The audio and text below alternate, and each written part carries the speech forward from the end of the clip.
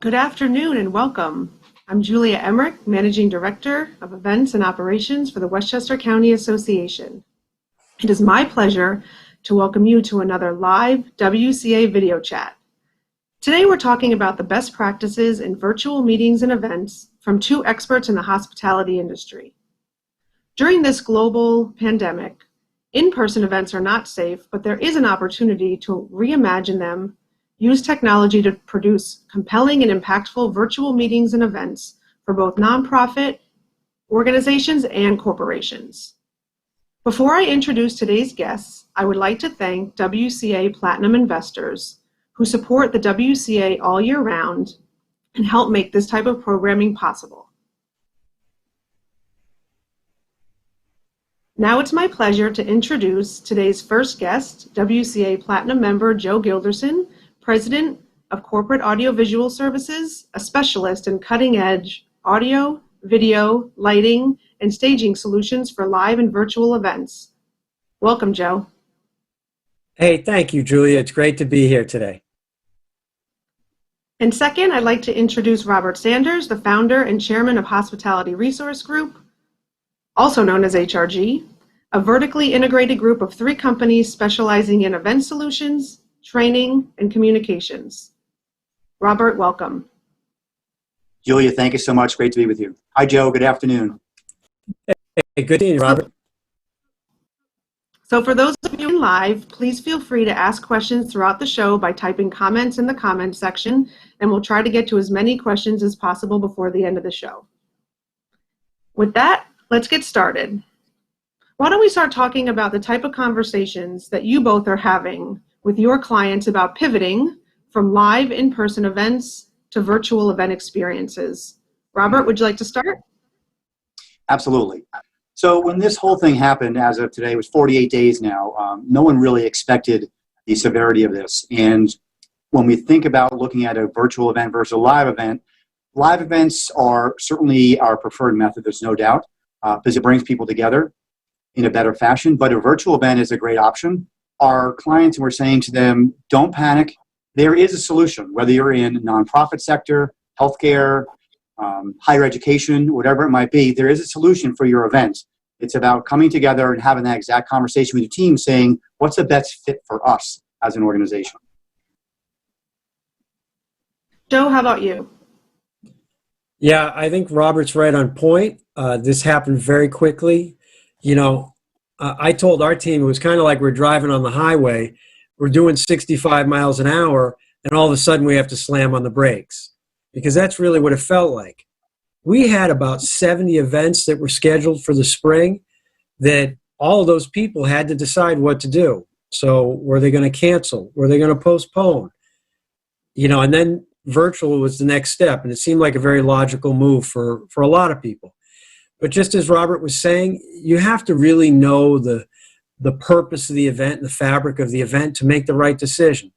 So that's where we spent a lot of time talking to our clients, trying to figure out what is the best move for them. That's great. Now, given some of the technologies that were already in place and some emerging technologies that are coming out now, what's out there to help execute a really successful virtual meeting or an event? Joe, do you want to start that off? Sure, I would be happy to. You know, the reality is we've been streaming events, mostly corporate meetings and conferences, for about 12 years or so.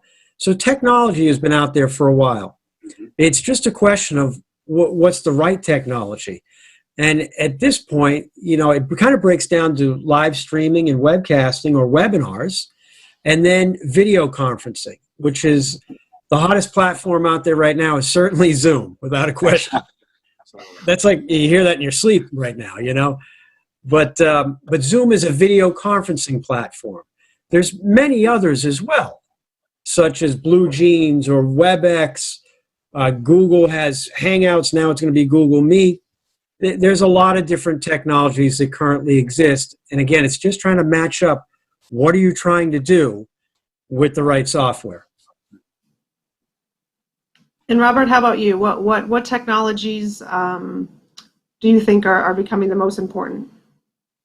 Yeah, I think the ones that bring, again, Zoom, we're all doing Zoom conferences on a regular basis and such like that. And with a live event or virtual events, a Zoom is very difficult to do because there's so many facets to it, and the bandwidth is very difficult to pull together. So again, having your own live stream is really the way to go, I think. To Joe's point, one of the things we talk with our clients about as well is, when you start to re-engineer your event a little bit, what does it look like? Maybe it's a hybrid of a live event and a virtual event. We're not going to really understand a lot of that until we get more information from the governor and as things move, towards the summer months and such like that. But again, leveraging all the technology that's out there is going to be at least helpful. Imagine this scenario 5 years ago or 10 years ago, what we would look like. We would not be having this conversation more than likely at this point. So leveraging all those meetings is very important. Great, thank you. That's very helpful. Now, let's talk a little bit, diving into some of the tools that are available to engage an audience, right? And the purpose of having an event or a meeting is to get an important message across. It's to do fundraising. It's for branding and marketing. It could be for internal and external purposes. So, what are some of the tools that you might recommend or that you used that others can benefit from? Robert, if you want, Robert? Go ahead, Joe. Sure. I think it breaks down into what type of event you're going to have first.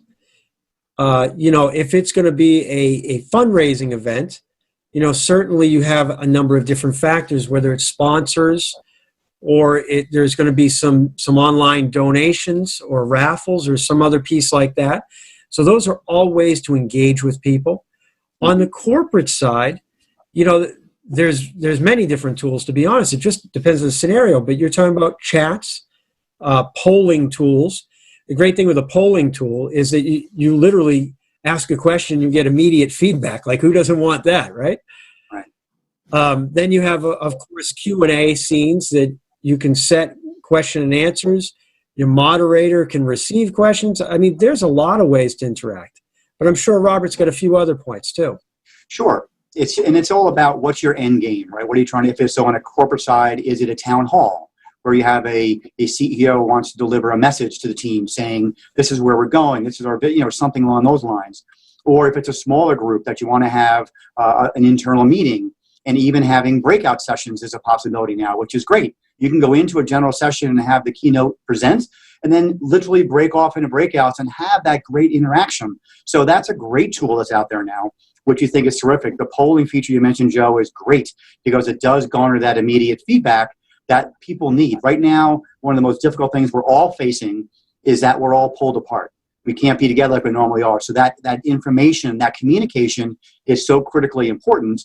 And to your point, Julia, about the engagement on the nonprofit side of things, that's the number one concern is how do we engage people and have a fun event where they're looking at relevant content where people can come in and say, I'm going to leave this with a better understanding, but not bore them. We're looking at probably a 60-minute window for an online virtual event versus having a 3 to 4 hour event. So there's a lot of things that come into play from that standpoint. Yeah, that's a great point. I was actually just going to ask a follow-up question on that about some advice you might have about the change of length of time and the way that your content is presented. Obviously, there's new opportunities that you can use when you're doing things virtually, like bringing a guest speaker in from Australia that you couldn't otherwise fly in, but now they can come in virtually. But also there's probably some pitfalls that you want to avoid, expecting maybe a 4-hour event where there would be networking, there might be different parts of the event where people break off. So can you maybe talk a little bit about that, Joe? Sure. And again, I think it goes to what is the event and what's its purpose. But as far as people's attention span, that's a real issue. Right. I don't think there's any question about that. No doubt. Just think of how an average song, which used to be 5 or 6 minutes, is now down to like 2.5 or 2:20. It's like a movie that if you try to watch a movie from 1975 now, you're going to turn it off. It's just too long.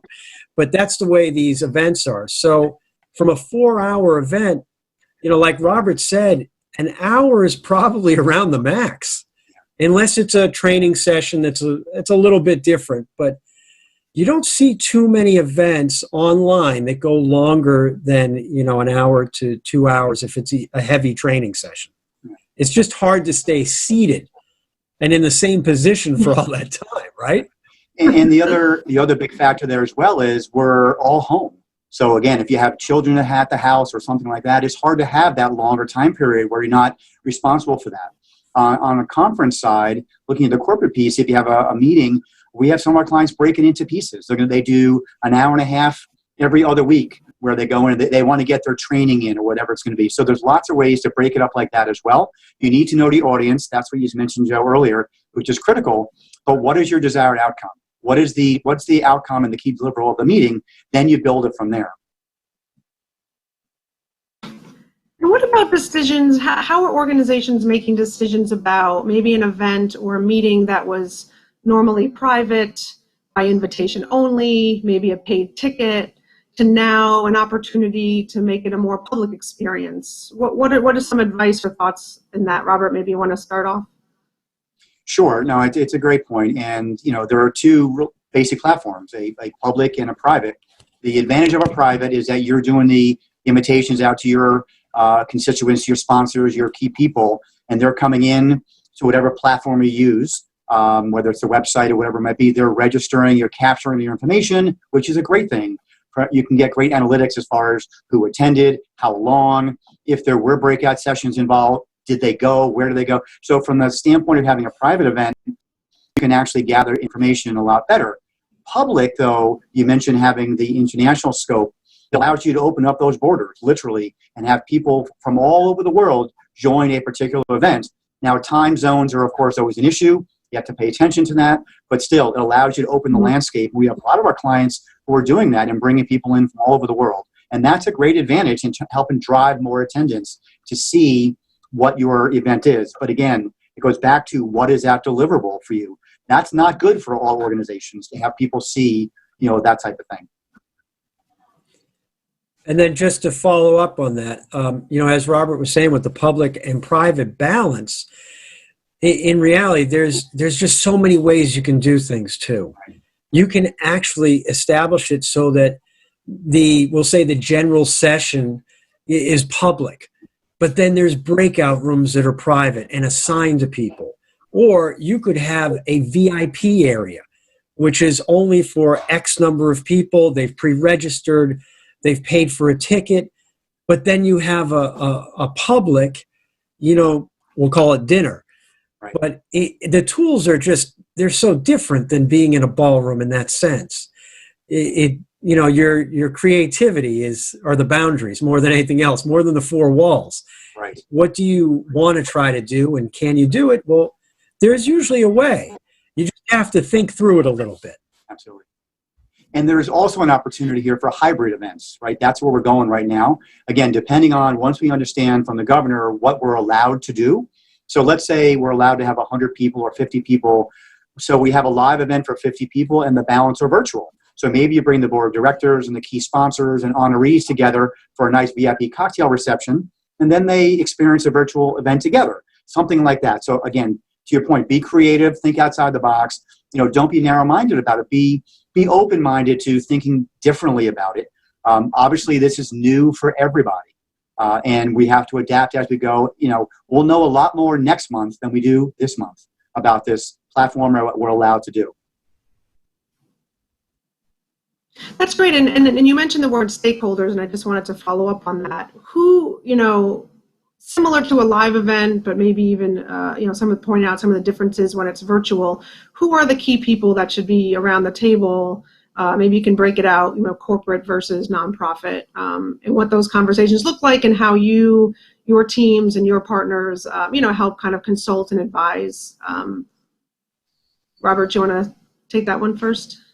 Absolutely. And the first conversation we had was, do you want to cancel the event? And that was the first reaction, 8 weeks ago, was we have to cancel. And our first response was, no, you don't. Let's think about it. Let's re-engineer it. So we're talking, if it's on the nonprofit side, the executive directors, the CEOs, what have you, to have that discussion, to start talking the what ifs. What if we did it a little bit differently? Can we still give sponsor value? Which again, for a nonprofit is a huge part of what they do. So the answer is yes, you can. You do it differently. Maybe you don't tell a sponsor, okay, here's what you're going to get for your sponsor dollars, but maybe ask the question, what would be good for you as the key sponsor? So ask those questions of them. So really getting that conversation going with the committees, the fundraising committee, and just start to build it out. And then doing the run of show. What might it look like? That's the key thing. The beginning, the middle, the end. If we're looking at an hour, we only have so much we can cover at one time. What could that look like? And then leveraging the technology above and beyond that for future information. The beauty of these type things is everything's recorded. And since everything's digital now, we can break it into pieces. So if you have a key sponsor, you can give them their sponsorship piece. They can then send it out to their internal company and say, look, guys, we did a sponsor, of this great organization, and they feel good about that. So it's really getting the internal committees to think about those type of things and how do we get that engagement. And then on the Joe, corporate side, are you seeing the stakeholders? On the nonprofits, I think Robert's hit it right on the head. On the corporate side, you're now dealing a lot more with the marketing departments, whereas they might not have been directly involved on a special event or a live event or an internal training meeting. They would usually be on the external facing events, like a big sales presentation or a product launch. But they're getting involved now because of just the reach can be so different. I mean, and you also have to put the company in a good light at this point in time too. And there are a number of really good stories out there about organizations just doing incredible things to help out during the pandemic. I mean, we were talking to a client earlier that, they happen to be a hospital and they're considered heroes at this point, everybody who's working during this situation. But a corporate marketing department has recognized that this event could touch 100 times more people, 1,000 times more people, based on getting it out to the multiple platforms and the number of views. So they're kind of a new stakeholder in the event side for virtual. Absolutely. Mm-hmm.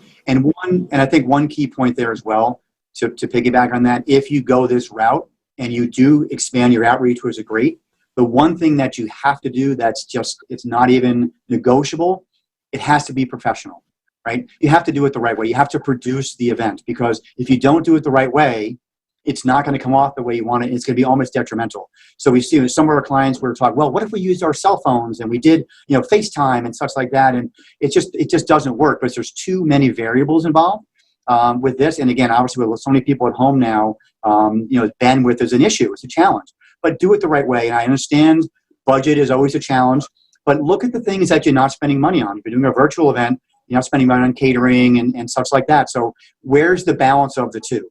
But do it the right way, represent your organization in the right light, because it's way worth it in the end to leave it saying, wow, that was really fabulous. And someone coming in and leaving that saying, I learned more about the organization. I want to be a part of that, whether it's on a volunteer basis, a sponsor basis, whatever it is.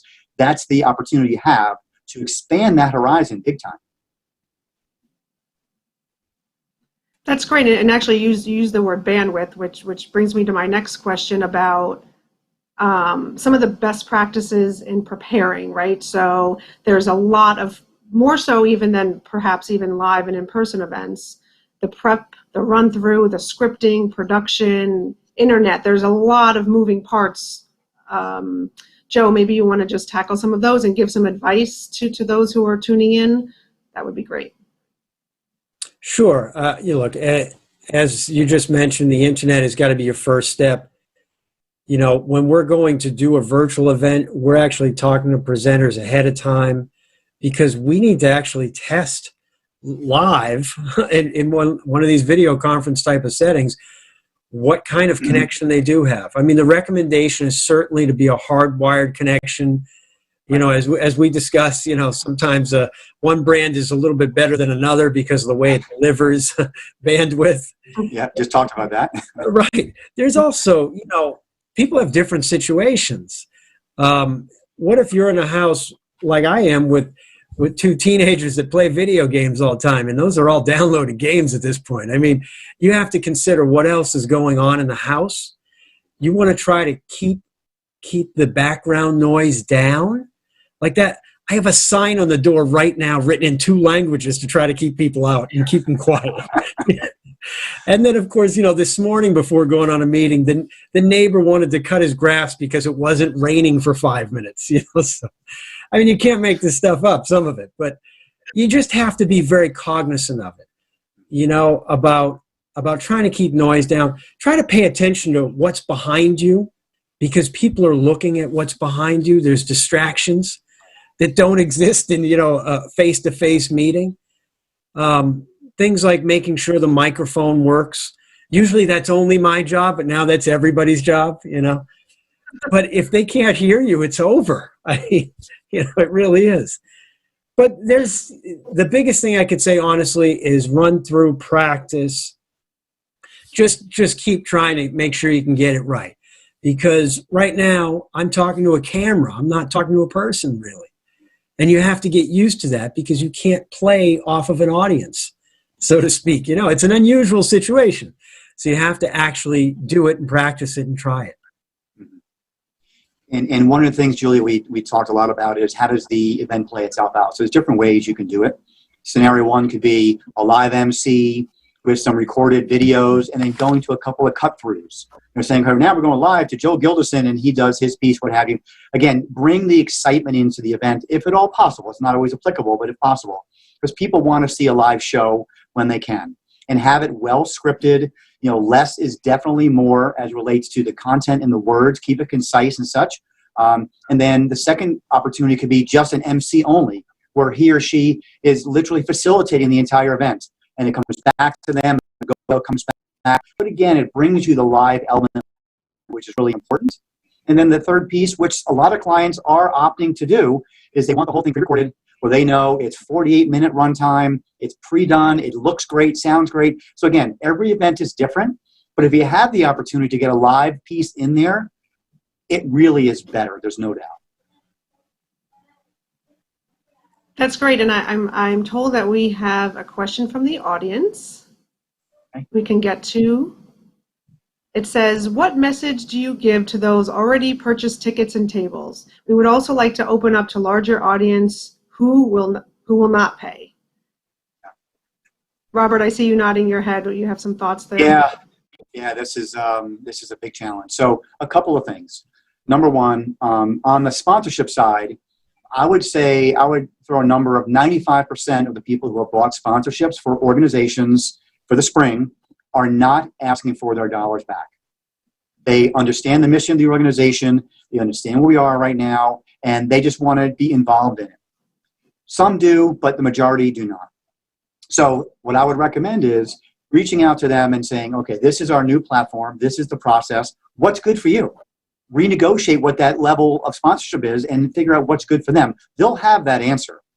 If somebody has already paid for a ticket and they're going to be coming live, that's great. And you would say to them, we'd love to have you still participating in the event because you're supporting the organization. And I'm talking the nonprofit sector now. Corporate is a little bit different, of course. So, most people will say, yes, I get that. And they're not going to want their money back, but they want to participate in the event. If you want to go to the larger scenario, where it's public, you can still invite additional people in. And as Joe mentioned earlier, more of a hybrid. Some public, some private. You can do it that way as well. But it's all about the organization and about sending the mission out to a large group if that's what you want to do. But you have to have them buy into that and say, yes, I know the money I'm giving you is incredibly important right now. You look at Feeding Westchester, you're looking at these different organizations who are doing miraculous work at this point. So it's a matter of, communicating to those folks who are involved in your organization and sending that message like, listen, we need your help. And the bottom line is, we do. Joe, before you chime in, there is another audience question that's sort of similar, so we're going to bring it up right now. In terms of raising revenue, do you think participants will pay to attend, or would it primarily be through sponsorships and or underwriting? Well, I think that, again, depends on the event, certainly. Right now, what I'm hearing from a lot of our clients is in their heads, they're having a hard time charging people for a training meeting or something at this exact second. Because, we're just in the throes of, a giant problem that we've never seen before. So it's understandable. But in the near future, that's going to change. That is the reality. And you're going to have to charge some sort of money because the material does have value. You know, the message does have value if it's from a training or educational standpoint. And certainly from the nonprofits, I mean, they're in a time of need. That is a very real issue. Just like every small business, the nonprofits are in a time of need too. And I'm not ignoring the large corporate organizations either. I mean, there's certainly sponsorships. There's a lot of ways to get their brand and get their message out even further at this point using a digital platform. And so that is a great idea as far as how to underwrite or pay for some things. But the reality is people have been charging money for digital conferences and events for years. And any of the self-help education world has been charging money for their material for decades. Right. So the platform already exists. It's just a matter of applying it to your event. And the idea, even with live events going way back, the underwriting of an event was always there anyway. When organizations made their money, their net money for the organization, it wasn't on ticket sales. It's on your sponsorships, underwriting. That's where the dollars are anyway. It's always been that way. So the ticket sales are important, of course. And again, the old saying, skin in the game. You know, there's a big debate about, you know, if I pay something to attend, I'm more motivated to actually come to the event and do all of that. But it's a mission-driven conversation. If you can get that, you know, that individual, that corporation, whomever it is, to feel your mission and to really believe in what you're doing, they'll spend the money. There's no doubt. And that's going to continue to evolve as you get into July, into September, into, you know, later part of the year. It's going to all change. So if you have a chance to charge, I mean, certainly that's what you want to do. But again, going back to our earlier discussion about what's your key deliverable, sometimes it's not monetary. Sometimes it's about talking about your mission, about getting your branding out there to people. And that's a lot of times more important than a monetary scenario. And you know, we're coming to the end of our segment, and obviously you have provided, both of you, some great intel and information. And obviously we're in an evolving period where every day we learn something new. Every day there's a new press conference that tells rules and restrictions as it relates to the entire hospitality industry. So perhaps we get back together again in a few months and we revisit it and see what's working, what's not working. But perhaps as a final question, is there any piece of advice that you'd like to give to the audience today as a key takeaway, something actionable that they can go back to be thinking about differently for whether it's a small meeting all the way up to perhaps, you know, a huge fundraiser or gala? Robert, do you want to start off? Sure. I would say very simply, just remain open-minded about it, right? It's a brand new thing for a lot of us. We're learning as we go. Don't just shut it down. Have the conversation. Bring in your key stakeholders. Let them drive the conversation. If it's a board of directors or a committee, whomever it might be, you know, your staff as well. You know, they're all scattered everywhere. Get them involved in it. Don't just shut everything down and have the conversation. Brainstorming is a great thing, and great things come from those kind of conversations. But it also engages people as part of the process, right? So just be open-minded. Look at all the options. Joe mentioned earlier about being creative. I think that's absolutely 1,000% correct. Do things differently, and because we don't have a choice right now, right? This is not something we asked for. It's something we're being told to do. So let's adapt to it the best we can. Let's all work together as a team, internally and externally, and you know, let's stay healthy, and let's see what tomorrow brings. Joe? Yeah, no, that's very well said. We all have to think differently, and that's a very real perspective. I guess the final two things I would have is both internally and externally, especially, you need to communicate, you need to be relevant, and I think every organization has got to do that in some way, shape, or form. And I guess tied to that is really that on all these virtual events or a virtual meeting or a Zoom conference or anything, content is king, and you need to put your efforts into the content because it has to be good. Just think of those short attention spans, and The reality is people they're going to change channels, so to speak, if they don't like what they see. Absolutely. So focus on the content. Make sure your message is really defining what you want it to define.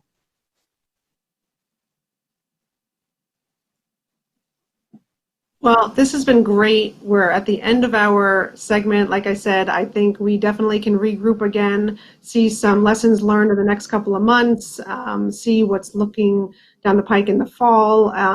If there's going to be a hybrid situation where small groups can get together and then there might be some virtual component of it, or if it's all still going to be virtual, I think only time will tell. But I just want to thank both Joe Guilderson of Corporate Audiovisual Services and Robert Sanders of HRG for joining us today and sharing so much helpful information. Yeah.